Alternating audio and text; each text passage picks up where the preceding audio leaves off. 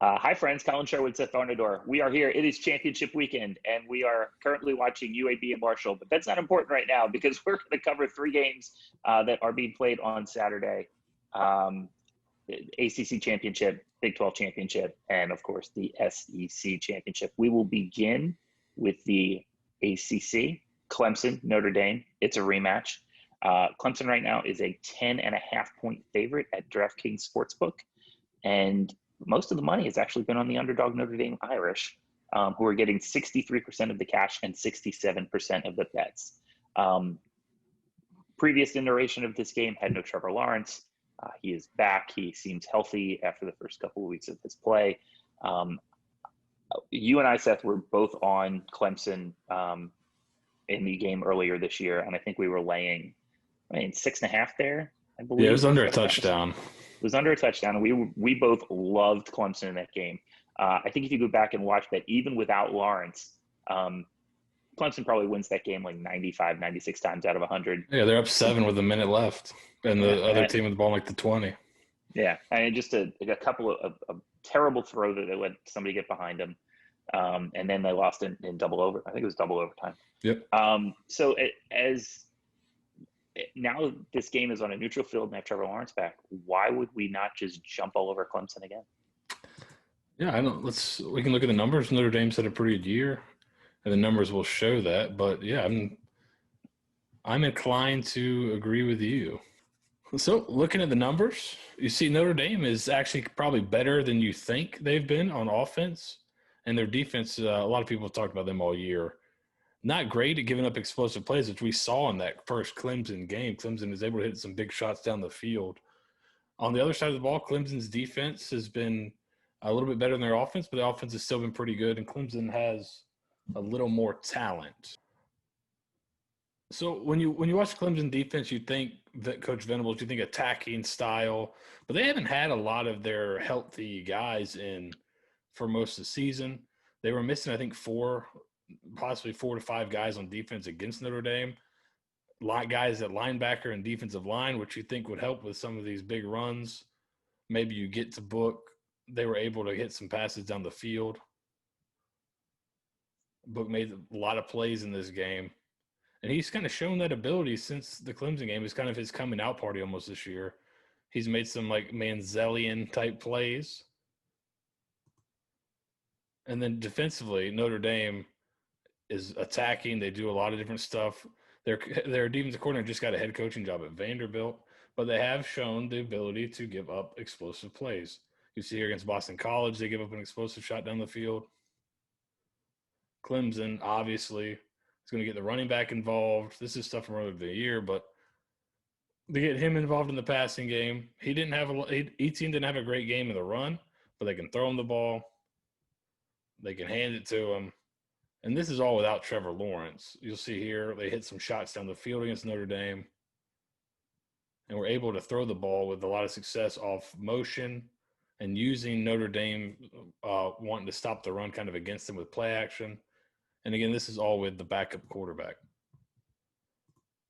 So to me, looking at this game, you get Lawrence back, which is important, but you also get some guys back on defense that they didn't have that first game.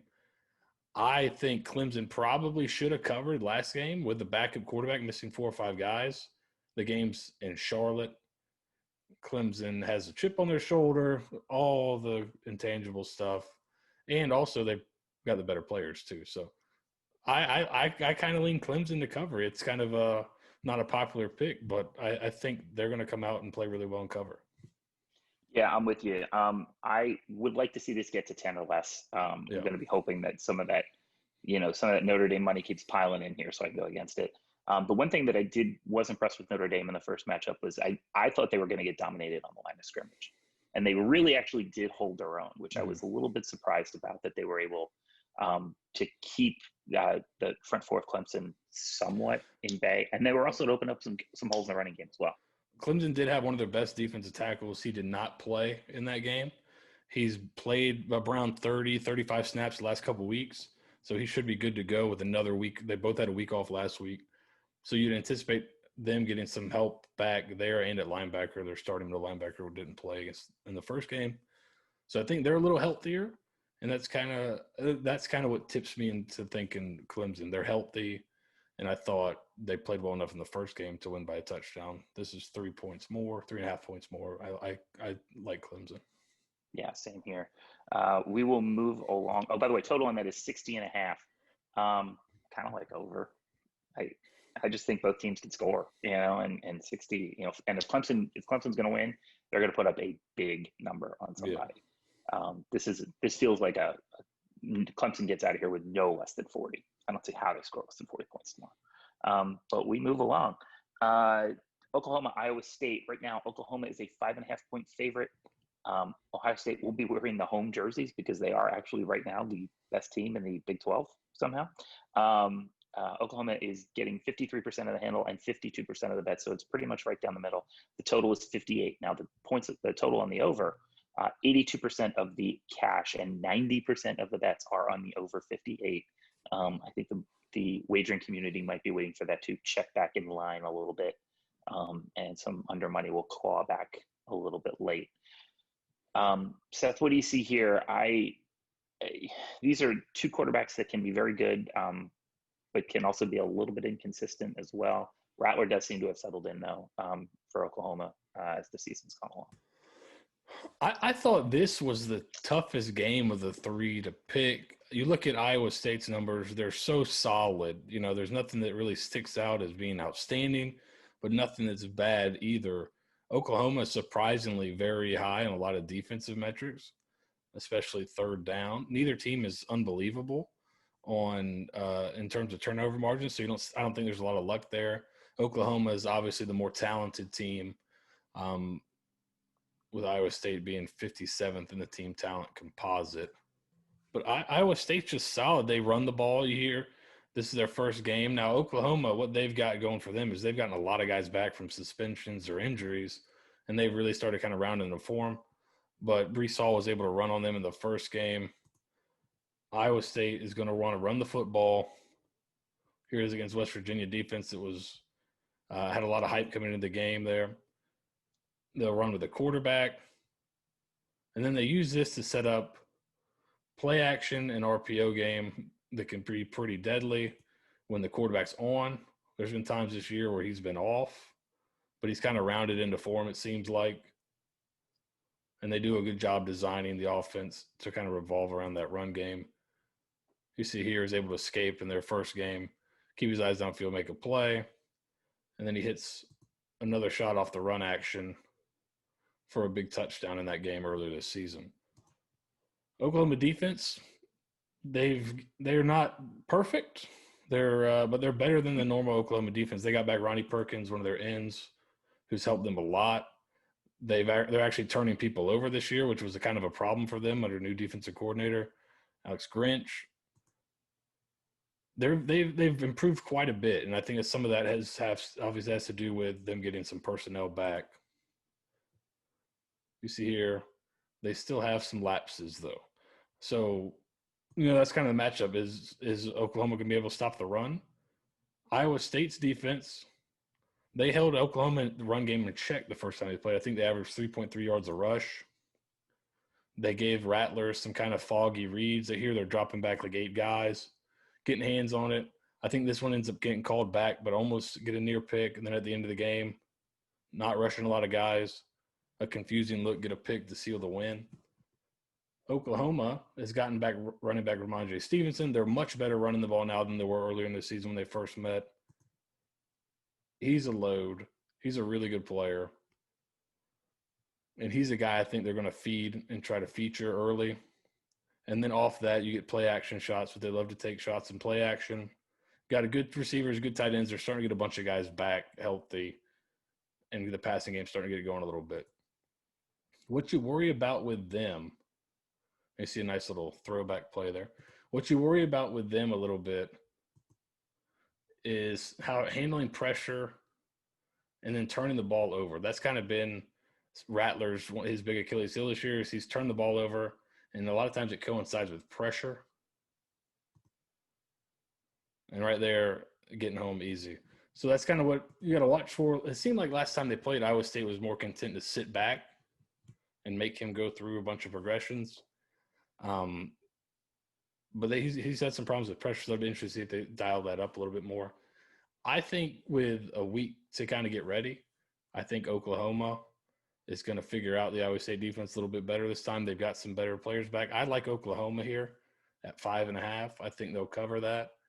But this was a tough one because Iowa State's so solid. It's hard. It's just hard to tell. I think the Big 12 is kind of down this year, so it's hard to tell how good these defenses really are. I think both offenses are solid, but I tend to lean towards Oklahoma.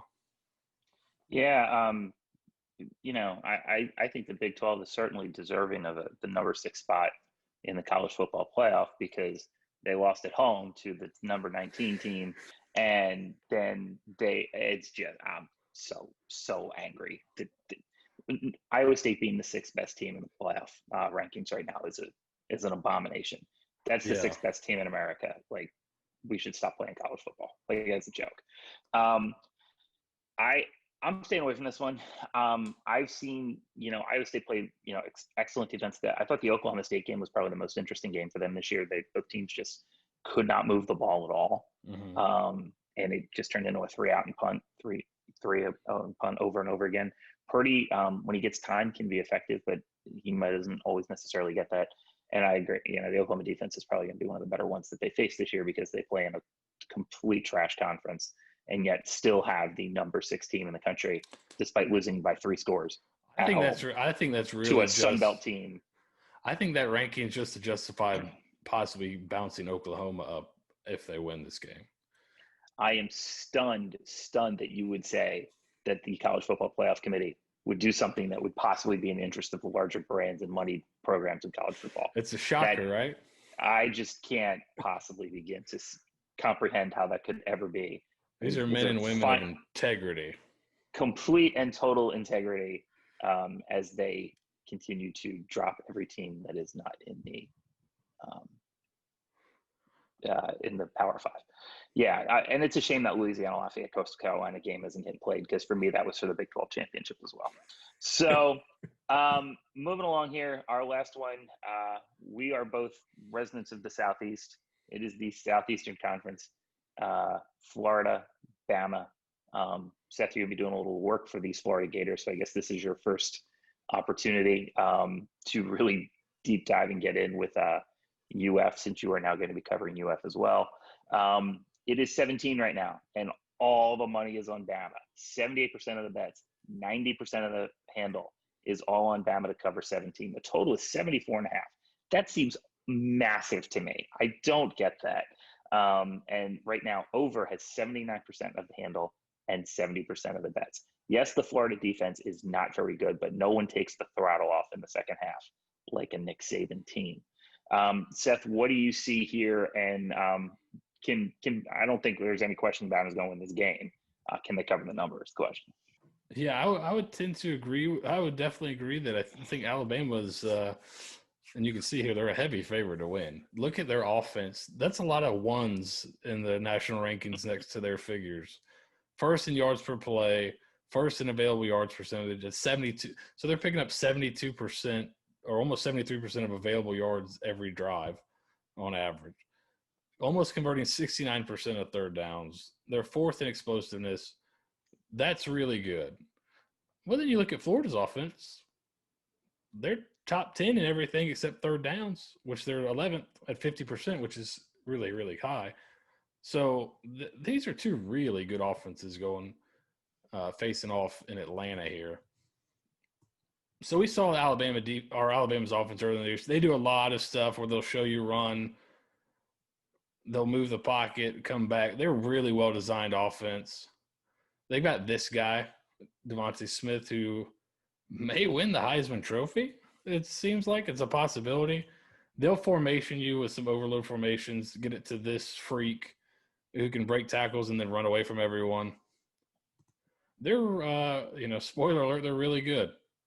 The quarterback does a great job understanding what they want to do, gets the ball to open players a ton.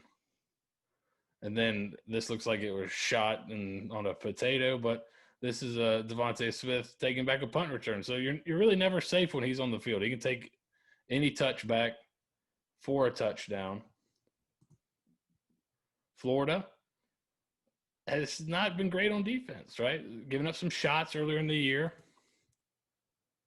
Their game is they got to try to get pressure. They've got some good pass rushers. They're going to bring blitz, but they haven't been great against the run all year. They've actually been decent against the pass, but against the run, they've been pretty bad. Probably about average for the country. You see a little counter block. Florida didn't really know how to play that against Texas A&M. They ran it down their throat. I think Alabama's going to do the same.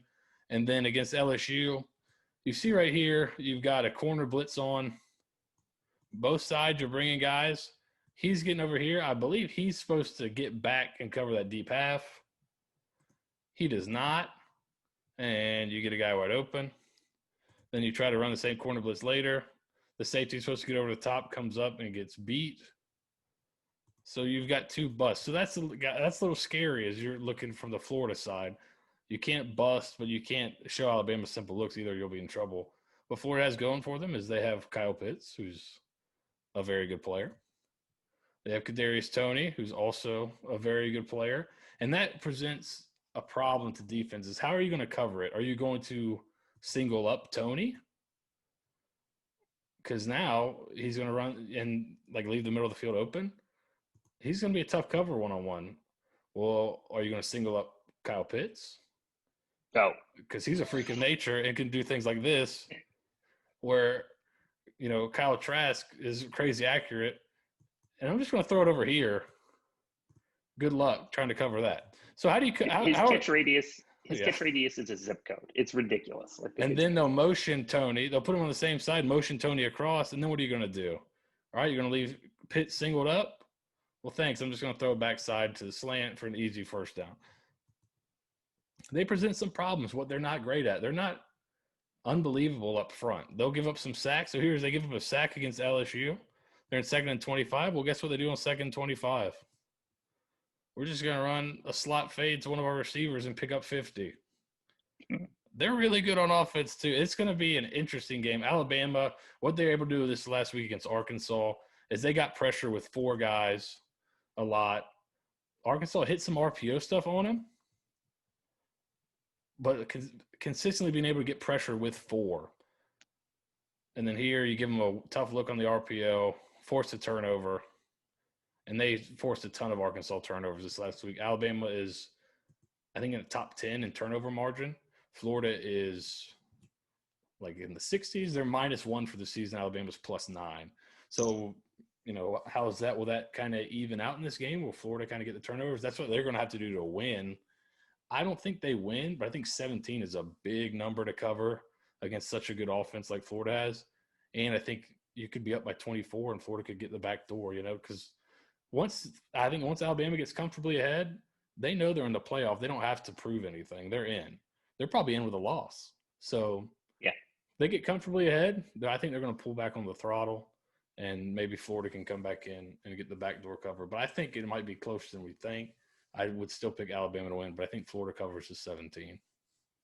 If this gets back on the other side, 17.5, I think I am going to grab the Gators as well. But that means I'm betting on Todd Grantham to get a stop every once in a while. And this film room is probably a better education than any of their players have gotten in a film room this season.